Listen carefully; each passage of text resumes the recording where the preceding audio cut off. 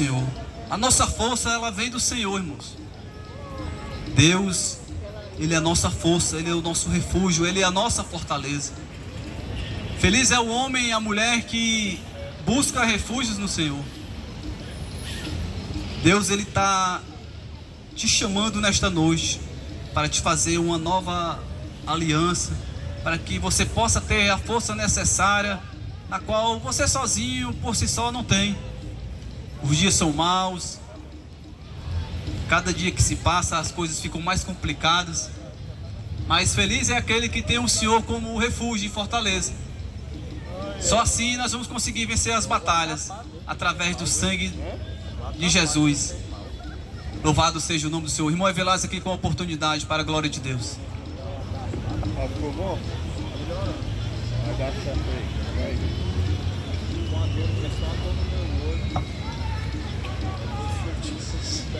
Glória a Deus. Louvado e engrandecido é o nome do nosso Senhor e Salvador Jesus Cristo. Eu vos saúdo a todos esta noite na santa e gloriosa paz do Senhor Jesus. Estamos alegres, meus queridos ouvintes e irmãos, por mais uma vez estarmos neste santo lugar. É um grande privilégio, é uma grande honra, é um grande prazer nós podermos compartilhar convosco essa mensagem tão poderosa, essa mensagem que fala da grandeza, do amor deste Deus tão grandioso, tão longânimo, tão benigno, tão gigantesco, que a sua palavra diz que nem os céus é capaz de o conter. Mas Ele, com toda essa majestade, toda essa grandeza e esta glória e esse poder, Ele cabe dentro do nosso coração. Quando nós cremos na sua palavra, quando nós nos voltamos para Ele, quando nós damos ouvidos à sua voz, e quando nós cremos nessa palavra e recebemos com amor, guardando ela no nosso coração, recebendo Jesus como nosso Senhor e Salvador, a palavra de Deus diz que Deus se revela para nós.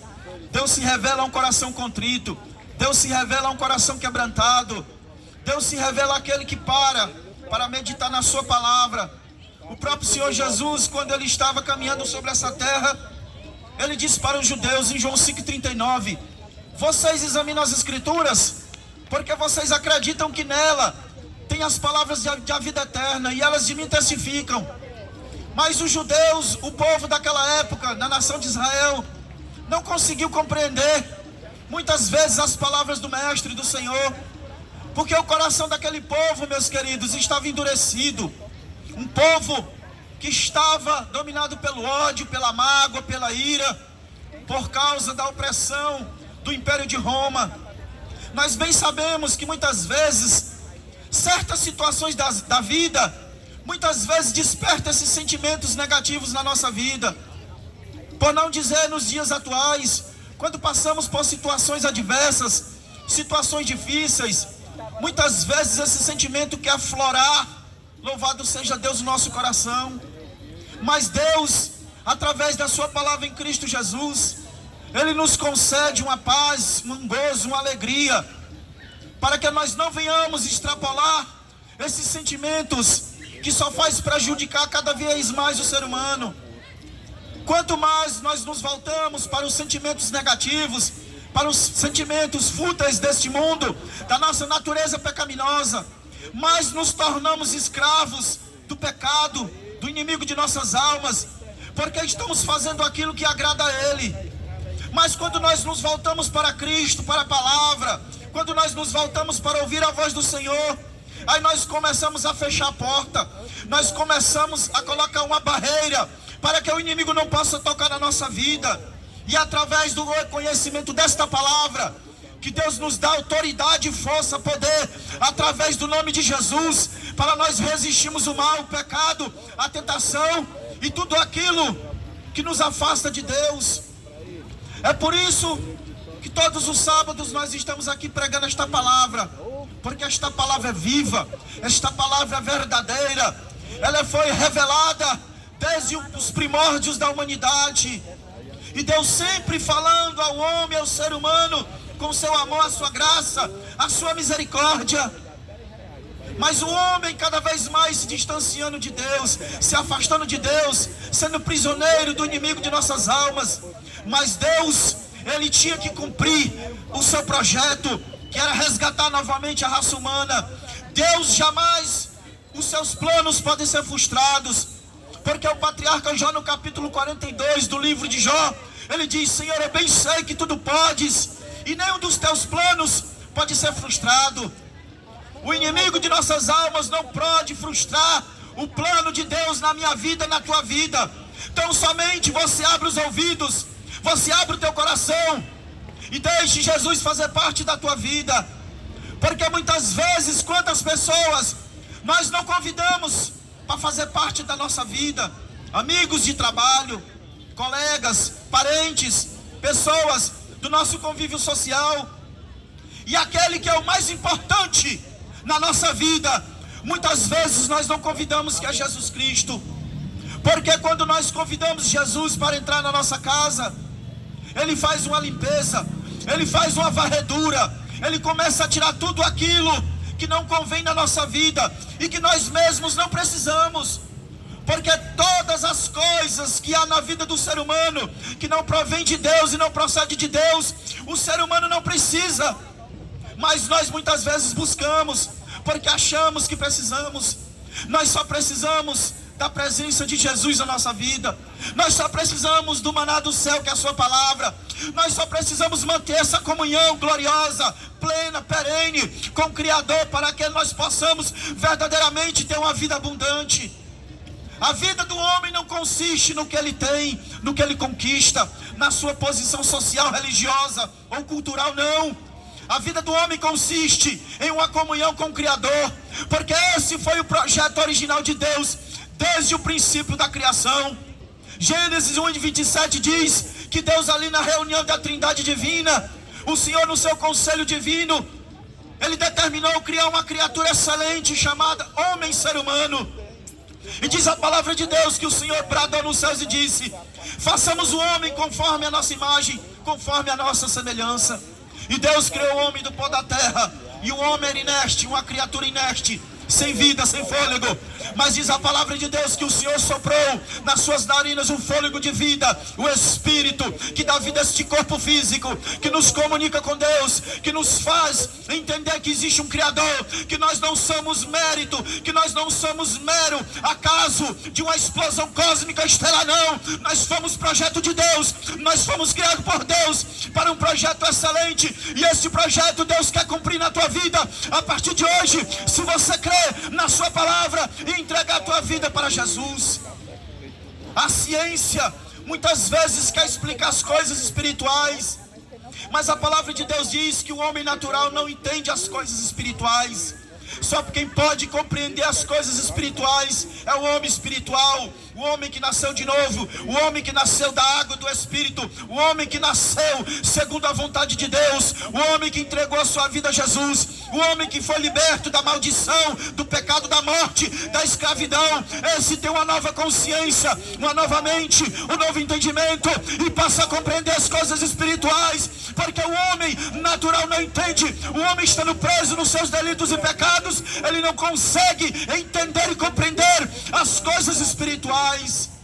Mas quando ele nasce de novo, quando ele é lavado no sangue de Cristo e os seus pecados são purificados, aí o Espírito da glória do Deus vivente passa a habitar na tua vida, passa a te conduzir no caminho da verdade, da justiça, que doravante você não andava. Porque diz a palavra de Deus que o homem anda no caminho que para ele parece ser caminhos bons, caminhos de vida, mas o final é caminhos de morte.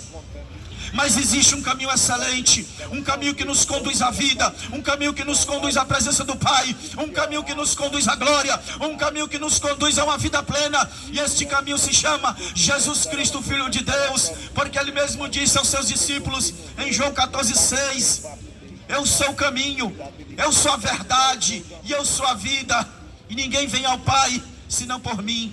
Ninguém pode crer em Deus simplesmente pelo raciocínio humano. Nós só podemos crer em Deus através da revelação das Escrituras em Cristo Jesus. Porque o próprio Senhor Jesus disse para um determinado discípulo seu chamado Filipe: Filipe, há tanto tempo estou com vocês e vocês ainda não conhecem o Pai. Quem vê a mim vê o Pai.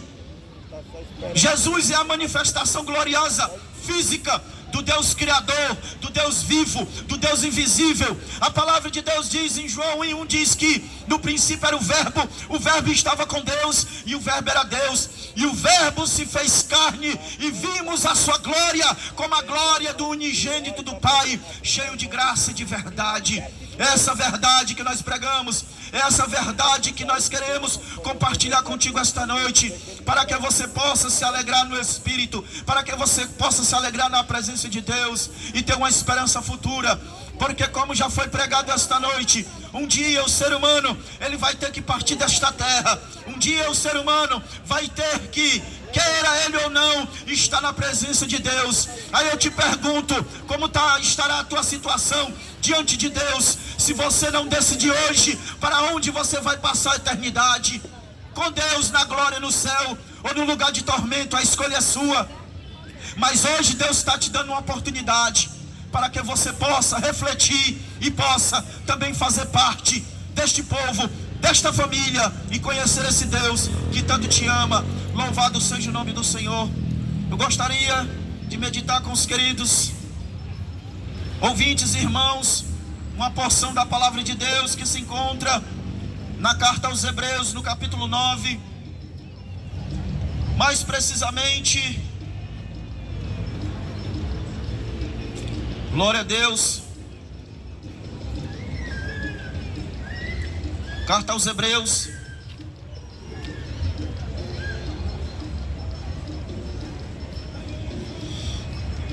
carta aos Hebreus, capítulo 9, iniciando do versículo 19 até o versículo 28, que diz assim: porque havendo Moisés anunciado a todo o povo todos os mandamentos segundo a lei, tomou o sangue dos bezerros e dos bodes, com água, lã, púrpura e isopo, e aspergiu tanto o mesmo livro como todo o povo, dizendo: este é o sangue do testamento, ou da aliança, do concerto, que Deus vos tem mandado.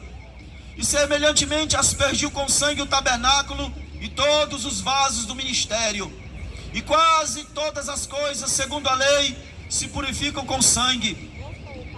E sem derramamento de sangue não há remissão de pecados.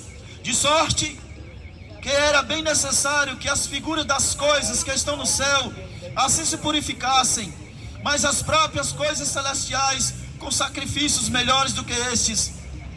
Porque Cristo não entrou num santuário feito por mãos, figura do verdadeiro, porém no mesmo céu, para agora comparecer por nós perante a face de Deus. Nem também para si mesmo se ofereceu muitas vezes, como sumo sacerdote, a cada ano entrava no santuário com sangue alheio. De outra maneira necessário lhe fora padecer muitas vezes desde a fundação do mundo. Mas agora, na consumação dos séculos, uma vez se manifestou para aniquilar o pecado pelo sacrifício de si mesmo. E como aos homens está ordenado morrerem uma vez, vindo disso, depois o juízo, assim também Cristo, oferecendo-se uma vez para tirar os pecados de muitos, aparecerá a segunda vez, sem pecado, aos que o esperam para a salvação. Louvado seja o nome do Senhor. Veja, meus queridos, que o escritor aos Hebreus, que nós não sabemos bem certo quem foi, isso não importa, o que importa é a mensagem revelada por Deus através do Espírito Santo. O escritor aos Hebreus é um escritor que fala com muita categoria, com muita ênfase, com muita qualidade, a respeito da antiga aliança, a respeito do antigo concerto. Talvez você não entenda, não compreenda o que eu estou falando, mas no final da mensagem você vai compreender, porque eu vou deixar bem claro.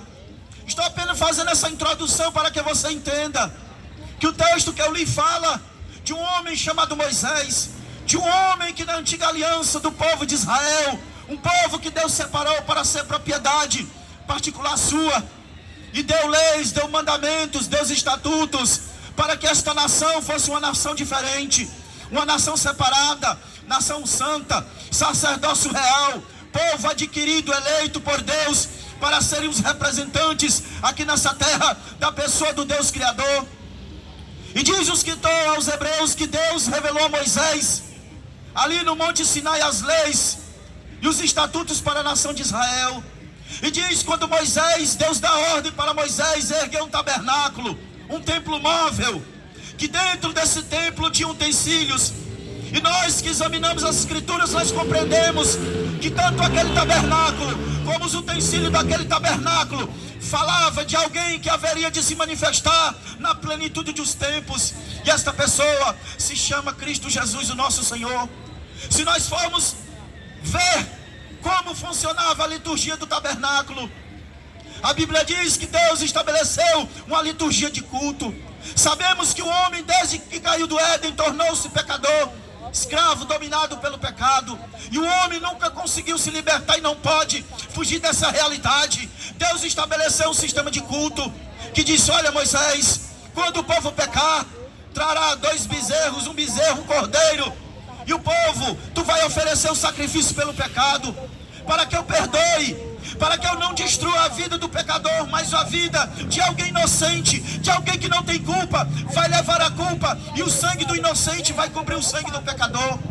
Era toda uma liturgia, toda uma simbologia, que haveria de se manifestar nas plenitudes dos tempos, como diz o apóstolo Paulo, na pessoa de Jesus Cristo. Se você bem entender, o tabernáculo, ele era retangular. Tinha o primeiro pavimento, o lugar santo e o lugar santíssimo. Quando você entrava, do lado direito tinha a mesa dos pães da preposição. Do lado esquerdo tinha o candelabro ou o castiçal, que era para ficar aceso 24 horas. Mas um pouco à frente, antes do véu do Santíssimo, tinha um altar do incenso. E após a cortina, louvado seja Deus, tinha a Arca da Aliança, que simbolizava a presença de Deus. Jesus, quando ele andava nessa terra, muitas vezes ele diz: eu sou o pão da vida, eu sou aquele que desceu do céu, eu sou aquele que vim para cumprir todas as coisas, conforme está escrito na lei de Moisés, no Salmo e nos profetas. Jesus é o pão que alimenta a alma do ser humano. Jesus é o pão que alimenta a alma do sedento. Louvado seja Deus. O candelabro, que tinha que ficar 24 horas aceso, Jesus também disse: eu sou a luz do mundo, aquele que me segue não andará em trevas, mas terá a luz da vida. O altar do incenso simboliza a intercessão de Cristo diante de nós hoje, como sumo sacerdote real diante do Pai. Quando hoje nós aceitamos Jesus, mesmo assim nós ainda falhamos, nós erramos, nós tropeçamos, mas louvado seja Deus, que quando nós erramos, falhamos, nós pedimos perdão, nós nos humilhamos, nós pedimos misericórdia, e o sumo sacerdote que está diante do Pai intercede, e o Pai nos perdoa. Isso, meus queridos, é graça, é bondade, é misericórdia do Criador. Nós não merecemos. E após o véu, tinha a Arca da Aliança, que tinha as tábuas da lei, a vara de Arão e o maná que floresceu. Também são simbologias que eu não vou entrar agora em detalhes, para a mensagem não ficar muito extensa. Mas é só para você ver o que o escritor estava dizendo, que todas aquelas coisas eram simbologias. O tabernáculo foi aspergido com sangue, as pessoas foram aspergidas com sangue, porque o sangue era que verdadeiramente purificava o pecador, mas o sangue de alguém inocente, porque se Deus fosse matar toda a humanidade por causa do pecado, não existia ninguém mais vivo, porque a palavra de Deus diz que todos pecaram e destituídos, afastados, distanciados estão da glória e da presença de Deus. E tudo isso era simbologia de um concerto, de uma aliança futura, mais excelente, mais muito gloriosa do que a primeira aliança. Mas é para que o homem reconhecesse, porque a lei do Antigo Testamento, ela não foi dada para salvar, não, ela foi dada para revelar ao homem a sua condição de pecador. Porque quando o homem via ali o decálogo, via as leis, via o estatuto, via verdadeiramente: eu sou pobre, miserável, cego, nu, eu não tenho como sobreviver se não for a misericórdia desse Deus. O povo tinha consciência, através da lei, através da revelação dos mandamentos da lei, que o homem era pecador e precisava de Deus.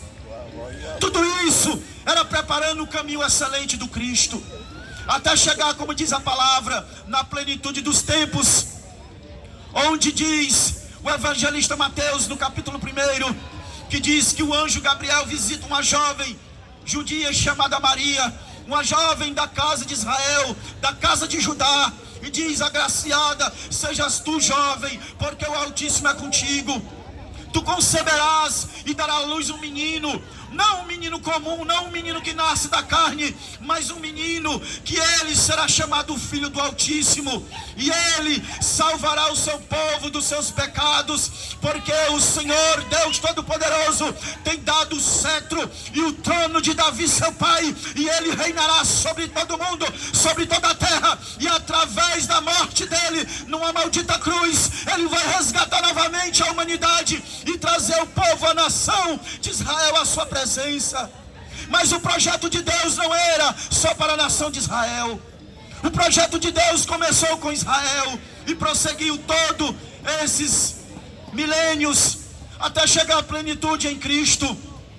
E a palavra de Deus diz que a jovem Maria concebeu, engravidou, e ali nasceu uma criança, e o anjo disse: "Pôr nele o nome de Jesus", que o nome Jesus significa Deus salva, Jeová salva, ou Javé salvação. Então o próprio nome do Messias já dizia a obra que ele teria que realizar em prol da humanidade, porque o homem em si jamais poderia pagar a dívida que ele contraiu no jardim do Éden, quando ele pecou, quando ele desobedeceu. Louvado seja Deus. Diz a palavra de Deus que o homem contraiu uma dívida impagável. Nem ouro, nem prata, nem todas as riquezas do mundo poderia comprar novamente a libertação, a liberdade do homem diante de Deus, para novamente ter essa comunhão. Mas louvado seja o Criador, que enviou o seu Filho em semelhança de carne, em semelhança de homem, para no corpo da carne matar o pecado, porque é necessário haver um sacrifício muito mais excelente do que os sacrifícios do Antigo Testamento. No Antigo Testamento, criaturas, animais eram sacrificados em prol do Criador. Mas para que o homem pudesse ser totalmente lavado por fora e por dentro, porque no Antigo Testamento o pecado era coberto, mas o homem não tinha as leis do Senhor escritas nas tábuas do seu coração. Mas o profeta Jeremias diz, no capítulo 34, diz o Senhor: "Eis que será o concerto que farei com a casa de Israel, porém neles o meu espírito, e as minhas leis estarão escritas nas tábuas do seu coração." Jeremias, o profeta, já estava profetizando a respeito da obra do Messias. Louvado seja o nome do Senhor. O profeta Isaías também profetizou a respeito do nascimento, a respeito do sofrimento, a respeito da glória, a respeito do reino, a respeito da obra e da majestade do Messias. No seu capítulo 7, capítulo 9, capítulo 53, capítulo 51 do livro do profeta Isaías. Então essa mensagem, ela corre desde os primórdios da humanidade até hoje, e ela vai ser pregada, ela vai ser anunciada, ela vai ser, louvado seja Deus, proclamada até a vinda do Salvador bendito. E diz a palavra de Deus que Jesus, ele nasceu, cresceu, e aos 30 anos ele se revela à nação de Israel. Começa então o grande ministério glorioso do Salvador bendito, prometido para a nação de Israel. Mas aquele povo não enxergou Jesus, porque aquele povo estava com o coração cheio de ódio e de mágoa. Esperavam um Salvador, um libertador, um homem que fosse livrá-los com o braço da carne, com o braço da espada. Mas louvado seja Deus, a prisão que o homem naquela época ele estava preso e ainda continuava preso, não é somente uma prisão física, mas principalmente a prisão espiritual, prisão da alma, prisão do espírito, prisão da mente, prisão onde o homem não pode, louvado seja Deus, se libertar.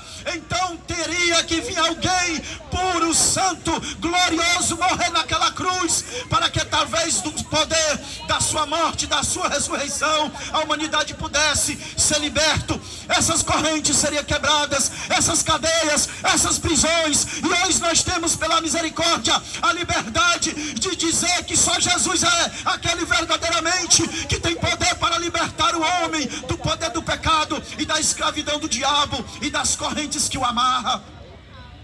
O irmão Robson pregou falando quando Jesus estava pendurado ali no madeiro. Ali foi o ápice da obra do Messias, porque eu já disse, ele nasceu, cresceu, começou o seu ministério aos 30 anos, começou a pregar, e a primeira palavra que saiu da boca de Jesus, Marcos 1,16, Jesus disse: "Arrependei-vos e crede no Evangelho", porque o reino de Deus é chegado a vós. Hoje a mensagem que nós pregamos é a mesma. O homem precisa se arrepender, o homem precisa voltar-se para Deus. O homem, mediante a mensagem do Evangelho, ele tem que fazer uma introspectiva dentro do seu coração, da sua alma, e entender que a sua vida não está de acordo com a vontade de Deus. Não adianta você querer retrucar, não adianta você achar que é correto, que é justo, que você faz boas obras e você está bem com Deus. Não está, porque a purificação da mente, do coração, da alma do homem, o resgate tinha que ser feito com sangue, e não mais sangue de bezerros, de bodes, de carneiros e de ovelhas, mas com o sangue do Filho de Deus, como o irmão Robson disse. João 1:29, quando João batizava ali no Jordão para o arrependimento, foi o precursor do Messias, porque João foi enviado adiante de Cristo para preparar o coração a respeito da mensagem para o povo de Israel receber o Messias. E o próprio Jesus, ele vai até o Rio Jordão, e quando ele se aproxima do Jordão para se batizar, João vê aquele homem tão meigo, tão sereno, com passos tão leves, e diz: eis o Cordeiro de Deus que tira o pecado do mundo, louvado seja o nome do Senhor. E ali Jesus foi revelado como o Messias, o Salvador, o Cordeiro de Deus que haveria de morrer para resgatar a humanidade desta podridão, desta prisão chamada pecado da alma e prisão espiritual. E a palavra de Deus diz que Jesus, ele pregou, ele curou, libertou, salvou, acolheu, levantou, libertou todas aquelas pessoas que eram desprezadas, cegos, aleijados, coxos, publicanos, mortos. Jesus ressuscitou como a filha de Jairo. Louvado seja Deus. E esta é a grande obra do Messias, é dar novamente vida ao que está morto. E a palavra de Deus diz que o homem estava morto, Efésios 2:1. O apóstolo Paulo diz: eis que Deus em Cristo Jesus nos vivificou, estando nós mortos ainda nos nossos delitos e pecados, mas pela sua misericórdia nos tem vivificado em Cristo Jesus, e pela graça sois salvos mediante a fé. Isso não vem de vós, é um dom de Deus, é o presente que Deus oferece à humanidade. A salvação em Jesus Cristo não é algo que você vai ter que pagar, não é algo que vai ser pelo seu esforço humano, não. Não é algo que é imposto por imposição, não. É de graça, é por amor, é por misericórdia, e é aceita por fé. Porque a palavra de Deus diz que tudo aquilo que nós fazemos para Deus, se não for por fé, não tem nenhuma validade diante de Deus. Então nós estamos pregando a palavra, nós estamos anunciando o nome daquele que é verdadeiro, que é poderoso, que é santo, que liberta, que transforma, que tem poder para fazer uma grande obra na tua vida. Mas a decisão de aceitar Jesus não é eu que vou impor, não é eu que vou determinar, é você que vai dizer se Jesus verdadeiramente é importante e faz diferença na sua vida. Faça você prova de Deus. Aceite a Jesus como Salvador. Permita que Ele entre na tua casa espiritual, na tua vida. Como eu já tenho dito, muitos amigos, parentes, pessoas que nós conhecemos, nós convidamos para entrar na nossa casa, recebemos com alegria. E aquele que toda a humanidade deveria convidar, nós deixamos de fora. Apocalipse 3:20, Jesus à igreja de Laodiceia, Jesus estava dizendo: eis que estou à porta e bato. Se alguém abrir a porta, eu entrarei na sua casa espiritual, cearei com ele e ele comigo. Isso fala de comunhão, de intimidade, de relacionamento, de propósito, de unidade, onde Deus criou o homem para isso, para um relacionamento próximo. Deus não criou você para viver neste mundo de ilusão, porque este mundo um dia vai passar. O apóstolo João diz na sua primeira epístola, capítulo 15, versículo 8, ele diz que os prazeres do mundo passam, a concupiscência da carne e dos olhos passa, porque isso não vem de Deus, é do mundo. Mas aquele que faz a vontade de Deus permanece para sempre. Então aquele que entrega a sua vida a Jesus, ele tem uma revelação de uma nova vida, não a vida física somente, material, coisas perecíveis não, mas o apóstolo Pedro diz que a nossa herança é uma herança vindoura, é uma herança que não pode murchar, não pode passar, ninguém pode roubar, ninguém pode minar, ela não se acaba, é eterna, porque foi conquistada por a morte daquele que é eterno, que é Jesus Cristo. Então, meus queridos, a humanidade precisa se voltar para Deus. Muitas pessoas estão aí andando de um lado para o outro, buscando a paz, buscando a libertação, buscando alegria para a alma abatida. Hoje já passamos as festividades chamadas Carnaval. Quantas pessoas hoje não estão lamentando o período que passaram nessas festas? Gastaram seus recursos, se embriagaram, se drogaram, muitos morreram, muitos saíram da existência, vivência dos homens, estão na sepultura. Porque, meus queridos, o homem sempre procura algo para preencher o vazio da sua alma. É na riqueza, nos bens, na sexualidade, nas coisas do mundo. E vai morrer e não vai encontrar, porque somente Jesus é que traz verdadeiramente o alimento espiritual para a minha vida, para a tua vida, porque somente Ele tem as palavras da vida eterna que dá sustento à tua alma.